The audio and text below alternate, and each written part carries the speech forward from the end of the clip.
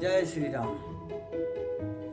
चले थे 100, चले थे 100, पर सभी रास्ते में अटक गए। दिल्ली की राजधानी के पास दूर दूर 2 आश्रम थे।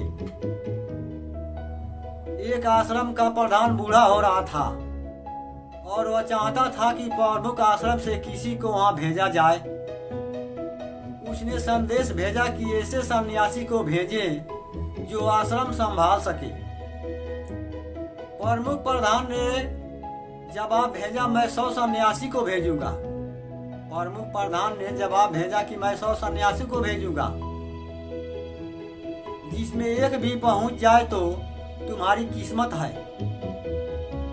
अगले दिन 100 सन्यासी एक नौजवान दूत के साथ प्रमुख आश्रम से रवाना हुए। रास्ते में जिन सन्यासी का घर आया वह कोई न कोई बहाना बनाकर खिसकने लगा। एक सप्ताह में केवल 10 लोग ही बचे थे। वे एक नगर में प्रविष्ट हुआ। वहां कुछ लोग उनके पास आए और बताया कि उनके प्रधान की मृत्यु हो गई है। किसी एक लामा के प्रधान बनने की उन्होंने गुजारिश की।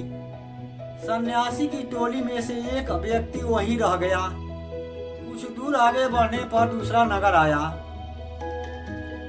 वहां राजा के कुछ आदमी आए और बोले कि राजकुमारी की शादी है, जिसके लिए 3 पुरोहित चाहिए। इस तरह 3 आदमी और रुक गए। देखते ही देखते आखिर में 2 व्यक्ति ही बचे थे। आश्रम के पास पहुंचने वाले थे कि एक जवान स्त्री मिली। उसने कहा, मेरे पिता अभी घर नहीं लौटे हैं, मैं अकेली हूँ, इसलिए कारण भयभीत हूँ। यह सुनकर एक सन्यासी वहीं रुक गया। अब दूत के साथ सिर्फ एक सन्यासी ही बचा था। मगर आश्रम पहुंचने से पहले एक व्यक्ति ने विवाद के लिए चुनौती दी। हालांकि नौजवान दूत विवाद से बचने की बात कही, क्योंकि उसके लंबा खींचने का डर था, पर सन्यासी नहीं माना। अब नौजवान अकेला ही आश्रम की ओर बढ़ने लगा।